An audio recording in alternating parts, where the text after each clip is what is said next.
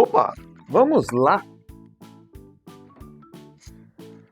Você chegou na sexta-feira, é o famoso Sextou no Monza Experience. Se você não conhece o nosso canal, Monza Experience é um canal exclusivo para falar coisas de carros velhos do tipo Monza, que é um veículo fabricado de 1982 e 83 até 1996, mas na sexta-feira a gente muda o cenário e muda também o foco. E aqui nós vamos falar de Super Trunfo, exato, e por acaso, se eu achar o Super Trunfo aqui, e você já vai até concordar com... Achei, olha que maravilha. Super Trunfo da Grow, é esse joguinho de cartas aqui que a Grow fez lá na década de 70. E por que toda sexta-feira nós trazemos aqui uma carta do Super Trunfo? É do Gran Turismo, como você pode ver aqui do lado, olha, Gran Turismo. E por que a gente traz a carta das diversas que nós temos aqui no Gran Turismo? Porque esses carros aqui foram fabricados geralmente no solo europeu ou em outros lugares do mundo, Estados Unidos e tudo, porém menos no Brasil. Praticamente a gente não tem aqui nenhum carro que apareceu no Brasil. Então a gente está dando uma contribuição aqui para que você conheça uma vez por semana um carro diferente que não veio para cá. Já fizemos alguns episódios e estamos agora na quarta carta, a carta A4. E a carta A4 é essa que você pode ver aqui do meu lado. Exato, olha aí. Estamos aqui falando de um carro alemão de fábrica americana, Ford Capri 2 3000 guia. Olha, nome e sobrenome, Ford Capri 2 3000 guia, fabricado na Alemanha. E pela carta, a gente acha pouco do carro. Eu, quando era criança e jogava esse baralho aqui, essa era uma carta que a foto com a resolução de máquina analógica da década de 70, ainda a impressão da década de 70, não me atraía muito. Mas vamos ler o que nós temos aqui. Então, o que a carta nos trazia? Que ele chegava a 195 km por hora, significa que ele passa a ser um carro competitivo dentro do baralho do Super Trunfo, 138 HPs, que não era pouca coisa para a época, fazia um 0 a 100 de 9, aí é uma carta média, 2.9 ou motor 3.000 ou 2.994 de cilindradas, um V6 e pesava um carro leve, 1.170 quilos. É isso, esse é o Ford Capri. E aí eu já vou avançar. Primeira foto aqui você já vê um carro com um formato coupé, uma roda bem interessante, né? A frente quadrada, padrão da década de 70, né? Já vou falar um pouco disso, isso aqui é começo dos anos 70.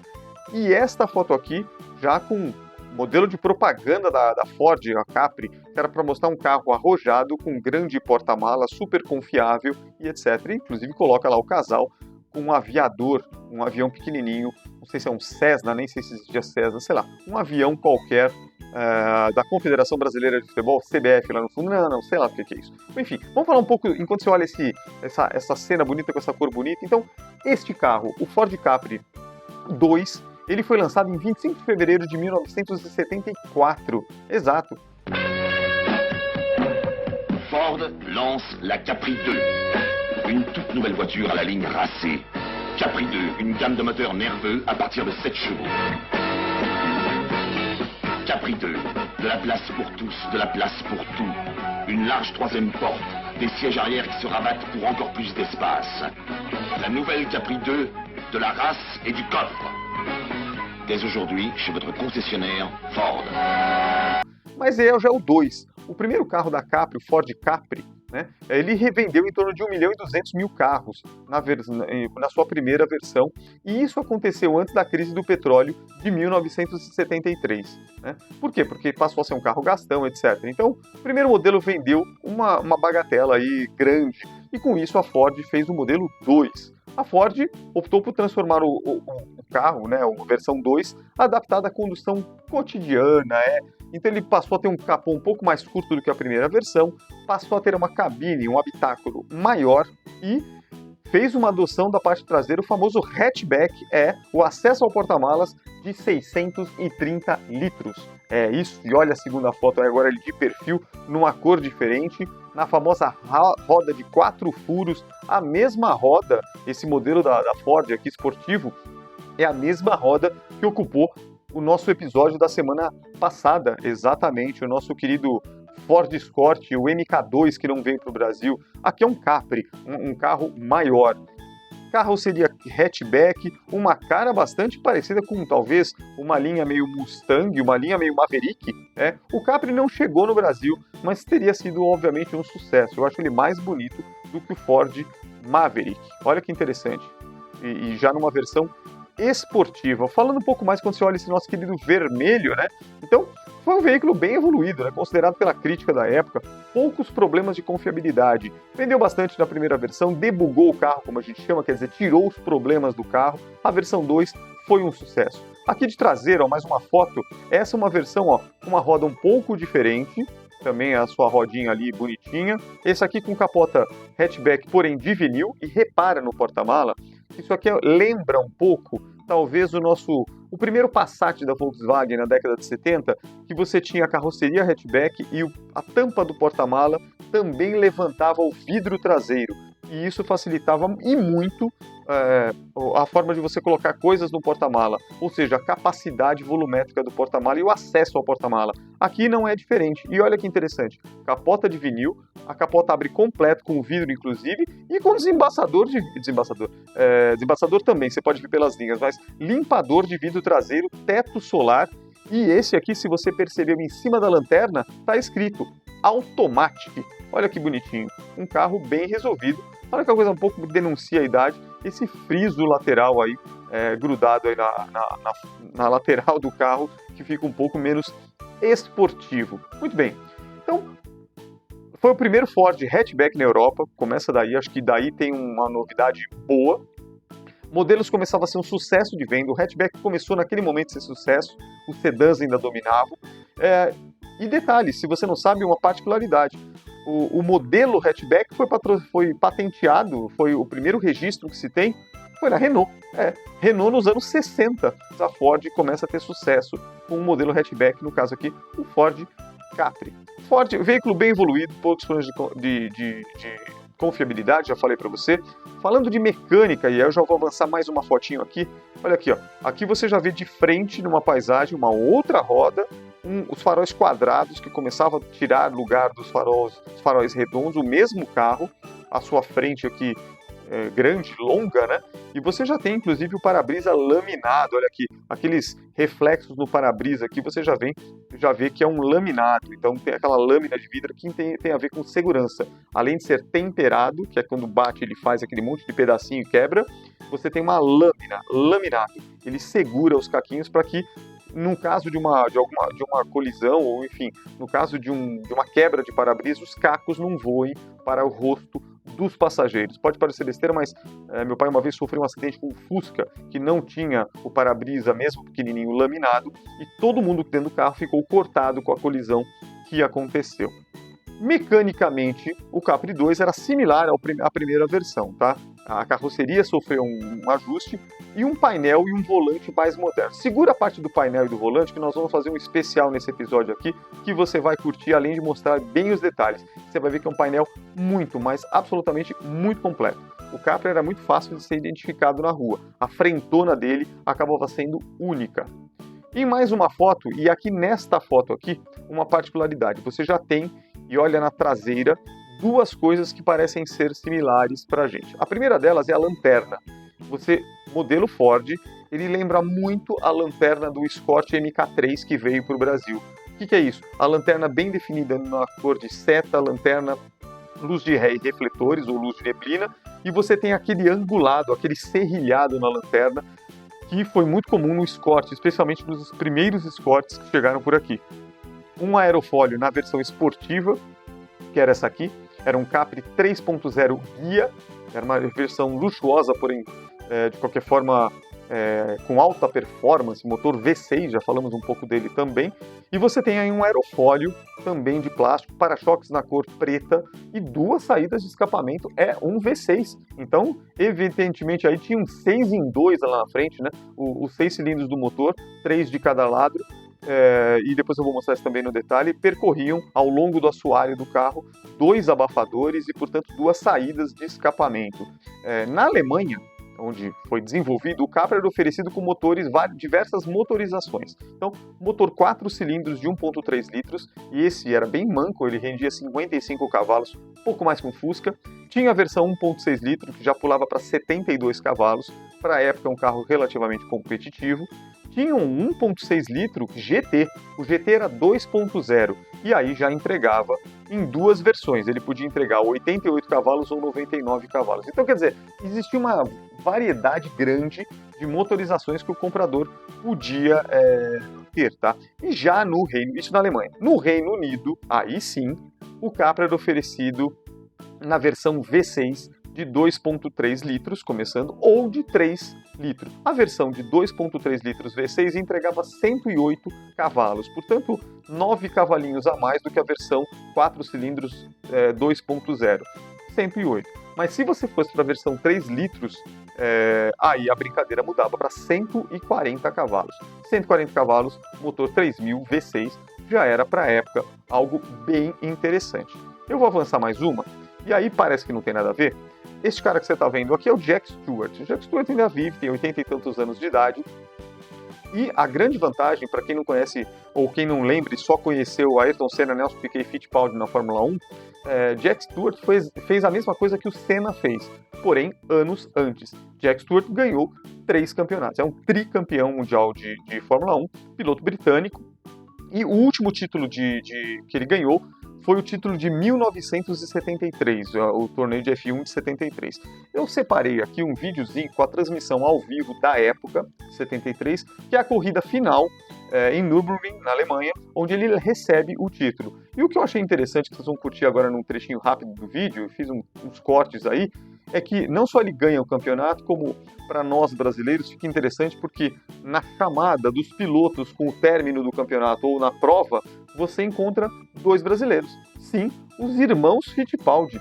Tanto o Emerson Fittipaldi dirigindo a sua Lotus, quanto o Wilson Fittipaldi, falecido recentemente, dirigindo a sua Brabham. Então tá aqui. Achei interessante para a nossa memória automobilística e eu já falo o porquê que o Jack está fazendo aqui. Solta aí.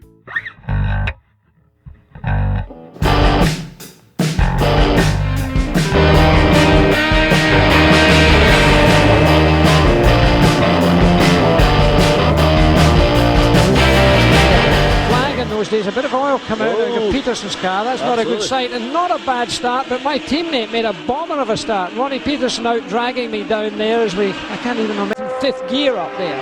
This was a very fast, slightly downhill run here to Aaron. It's nice to lead the German Grand Prix. I think I won the race to race. Well, as we watch, Jackie Stewart swung well on his way to win the 1973 German Grand Prix at the Nürburgring. We'll take a short break and we'll be right back with the finish in just a moment. Stay with us. Welcome back to the last lap of the German Grand Prix in 1973. There and we were, as a team, further than anybody else. That's through the carousel again, and you see the hand in respect to him and qualifying. But very French, very dashing, tremendously with you. Francois and Joe Ramirez on the left, a great mechanic, a great engineer. Joe Ramirez only retired right here at you had that very special uniform. Yes, it was made of fibre in those days, in Shandong in these days, of which I'm now on the board of. How are you? Now let's have a look at the results. Jackie Ickx there on the podium with you guys, his 22nd podium. So there you have it, the 2 Tyrrells, first and second. Jackie Ickx a long way. Curtiu o videozinho? Muito bem. Jack Stewart, meu amigo, ganhou 3 títulos mundiais, não é pouca coisa, entendeu? Um piloto muito habilidoso, que ainda hoje, até recentemente, comentarista de Fórmula 1. Mas eu trouxe ele para cá porque qual é a relação dele com Ford Capri? E aí vocês vou pedir desculpas porque eu vou colocar mais um videozinho, mas esse é interessante. Se liga neste comercial que a Ford desenvolveu justamente para lançar o Ford Capri. Solta aí. Capri 2, a beautiful new car, a practical new car. And here to tell you about it are 2 people who know a bit about cars. You know, I've stopped racing, but I'm still impressed by exciting cars, like Ford's brand new Capri 2. It's got a new rear door that makes loading easy. It's beautiful. And both rear seats fold down for 100% more luggage space. There are new reclining front seats and a new heated rear window in my GT. Beautiful. Capri 2 also has wider rear track for better road holding and handling, and a choice of proven engines. Try Capri 2 yourself. It's a great car. You'll never want to get out of the driving seat. Beautiful. Ford Capri 2. A beautiful new shape full of practical new ideas.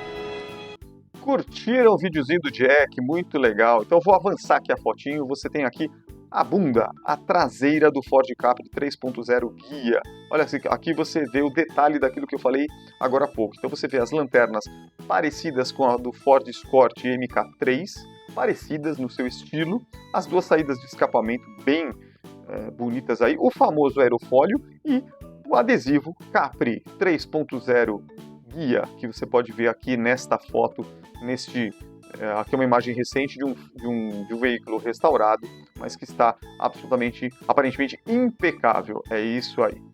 Uma curiosidade apenas, tá? Houve uma versão limitada do Ford Capri chamada John Player Special. Isso aconteceu lá em março de 75, tá? E aí era para comemorar a marca que era de cigarro e também de carros, né? Apresentava listras douradas para imitar a pintura do Fórmula 1 do John Player Special. Então, estou falando isso porque o nosso querido Ayrton Senna pilotou bastante tempo o carro preto, o John Player Special, com as letras douradas, né? As rodas desse carro também eram douradas e essa versão recebeu a versão 3.0 GT de motorização e daí passou a ter 3.0S e o Ghia. Então, curiosidade ao longo aí também dessa versão. Maio de 76, para a gente avançar um pouquinho, eu vou avançar mais uma foto. Aqui a gente começa a falar justamente da porta do hatchback aberta, ó, 2 amortecedores que mantém essa porta no ar, que é uma porta gigantesca com vidro, inclusive, mais o maquinário do limpador traseiro, e você já tem o conceito moderno do carro, que é levantar a porta, uma cordinha suspende aquele tampão do porta-malas, tá?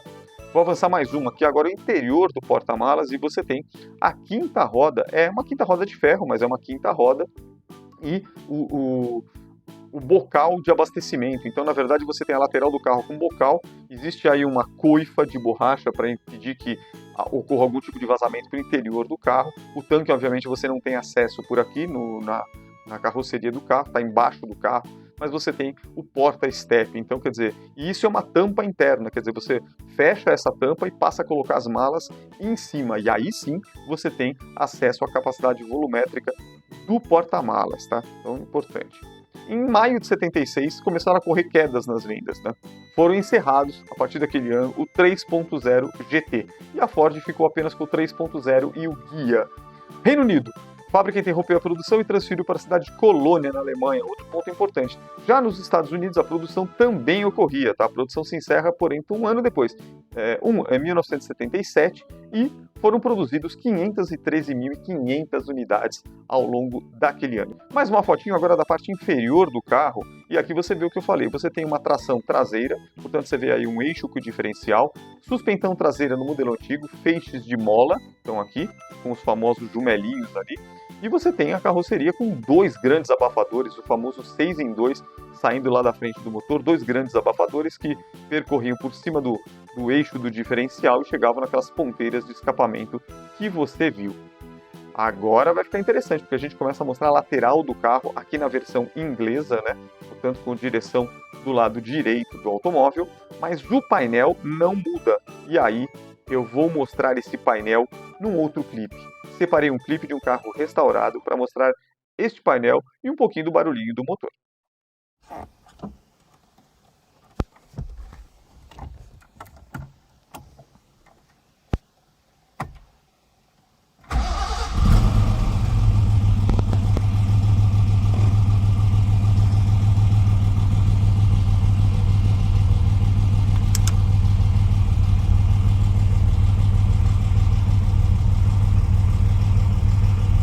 E para a gente avançar mais uma aqui, eu vou colocar também o painel interno, só que com uma versão mais bonitinha. Se você percebeu naquele comercial do Jack Stewart, o banco e tudo mais era reclinável e isso não impedia o grande argumento do carro, que era um porta-mala com bancos escamoteáveis na parte traseira, que transformavam aquele hatchback num caminhão para levar coisas. Aqui você tem na parte frontal uma alça PQP em cima do porta-luvas na versão, na parte inferior aqui do painel. Esse aqui é uma versão com câmbio manual e com relógio analógico no console central todo acarpetado. Se a gente olhar um pouco mais para o lado, você tem a versão, embora seja um carro 2 portas, você tem bancos com console central. Inclusive você levanta e tem um porta-trecos ali no meio, que é uma coisa super atualizada. E na parte traseira, ocupantes de duas posições. Então não é um carro para 5 pessoas, é um carro para 4 pessoas. 2 na frente e 2 confortavelmente sentadas no banco traseiro, bem estofado, bem anatômico, com cinzeiros laterais e com apoio de braço lateral também. O que não tem aqui é o apoio central de braço, mas lembra que esses bancos aqui deitam, os bancos traseiros são escamoteáveis. Inclusive tem um porta-revistas aqui, como você está vendo, um detalhe em couro. É isso aí. Aqui a foto um pouco mais para trás, você vê justamente o desacoplamento para você poder entrar no carro, quer dizer, a alcinha que você levanta. Então tá aqui um modelinho bem resolvidinho, certo? O que mais a gente tem aqui? Mostramos o nosso painel, que você viu aí no vídeo em detalhes. Então, falando um pouco dele, você tem aqui um quadro de instrumentos bem completo. Você tem velocímetro com odômetro parcial e total, velocímetro em milhas e em quilômetros por hora. Você tem um conta-giros, e esse conta-giro, o grafismo dele muda. Naquele do comercial aparece, em vez de 10 vezes 100, né, e tal, lá é 1000, tal, mas enfim, continua sendo um tacômetro. As luzes espia, luzes de seta, luzes de farol e etc. E você tem os reloginhos, que você tem o amperímetro, ou o medidor de tensão da bateria, o medidor de combustível, medidor de líquido de arrefecimento e pressão de óleo, exatamente. Forros de porta, misturando, portanto, carpete na parte inferior. Você tem o alto-falante, não tem vidros elétricos, é a famosa manivelinha, um carpete na parte central, todo estofadinho e com couro ou curvim, portanto um acabamento que para a época é bem interessante. Vamos falar um pouquinho de motorização, então eu já vou soltar a foto para a gente terminar. Está aqui a vista do nosso querido V6. Então V6 tradicional, tá aqui bonitinho, alternador ali bonitinho do lado, distribuidor em cima, a famosa saída da bomba d'água que já leva para o radiador, freios ali, já com servo-freio, que você pode ver ali o burrinho mestre, o reservatório e o servo-freio um pouco mais atrás. E vamos falar um pouco dele. Então o motor é um Ford, no caso dessa versão, é um Ford britânico Essex V6, o modelo é o Essex V6 3.0. Ele tem 2.993 cilindradas, 138 cavalos, ele desenvolve. Esse motor ele é antigo, tá? Ele foi construído entre 66 e ele foi fabricado até 88 no Reino Unido. Na África do Sul, esse motor durou até o ano 2000, para você ter uma ideia. Tão confiável que ele é. Taxa de compressão por cilindro, 9:1. 9 atmosferas para 1 atmosfera dentro do cilindro, na taxa máxima de compressão, desde que o carro esteja a 5.000 RPM. Ignição por faísca, motor obviamente de 4 tempos, né? Ciclo de Otto, combustível era a gasolina, e aqui eu vou avançar a versão daquele douradinho para você ter uma outra noção do motor no mesmo ângulo. Você tem a suspensão com as torres de McPherson, as torres exatamente como a gente tem hoje, molas e amortecedores e fixados na carroceria do carro. No caso aqui, você está vendo o beijinho e você vai perceber que o freio mudou de lugar. Claro, o beijinho ou o douradinho aqui tem a versão inglesa e obviamente se o pedal do freio está do lado da direita, todo o sistema de servo-freio tem que estar desse lado, porque é acoplado ao pedal. Então o que muda de uma foto para outra é essa. Já a posição de alternador e tudo, obviamente, se mantém, tá ok? A alimentação, que alimentava esse motorzão aqui é um carburador, cara. Carburador Solex 3535 EEIT. É isso aí. Então, um carro naturalmente aspirado, não é turbo comprimido.